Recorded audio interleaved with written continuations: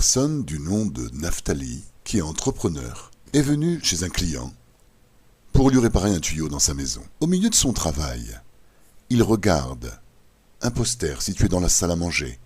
C'est celui de Rabbi Israël Dov Odesser, de mémoire bénie. Ce poster est accroché sur le mur. Et tout d'un coup demande au client « Tu l'as connu ?»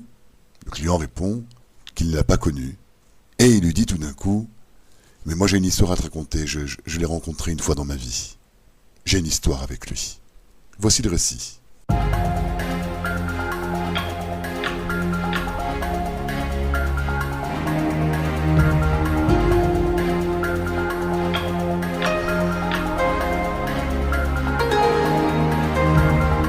Un jour que j'étais au kotel avec ma famille, arriva un rave que je ne connaissais pas en voiture pratiquement jusqu'au kotel.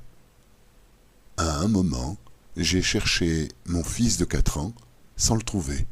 Je l'ai cherché et cherché en vain. Un de mes amis me dit « Il y a ici Rabbi Israël, un grand rave Breslev. Veux-tu lui demander de l'aide? Peut-être qu'il pourrait t'aider. » Je lui répondis sans y croire « Qu'est-ce qu'il pourrait faire pour moi ?» Et je continuai à chercher. Au bout de quelques minutes de recherche, encore vaine, mon ami insista « Qu'est-ce que tu as à perdre? Viens avec moi. Va chez Rabbi Israël et demande-lui. » Sans trop d'espoir, je m'avançai, lui embrassai la main et lui dis que mon petit garçon avait disparu. Il ferma les yeux, mit sa main sur son visage quelques secondes et me dit « Cours en haut des escaliers, tourne à gauche, prends la ruelle et dépêche-toi. Ton fils a été enlevé par des prêtres. » Je me mis à courir aussi vite que possible en suivant exactement le chemin que m'avait indiqué Rabbi Israël, jusqu'à que je vis au loin mon fils entre les 2 prêtres en tenue orthodoxe, leur tenant la main.